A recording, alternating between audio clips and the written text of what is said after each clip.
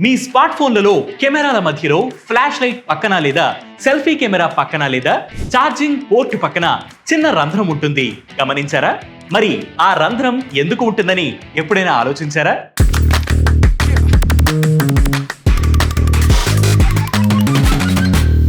మార్కెట్లోకి స్మార్ట్ ఫోన్లు విడుదలైన కొత్తలో చాలా మంది ఫోన్ మాట్లాడుతుంటే మధ్యలో ఒక రకమైన శబ్దం వినిపిస్తుండేది. దాని కారణంగా అవతలి వారు మాట్లాడే మాట స్పష్టంగా వినిపించడం లేదని చెప్పేవారట.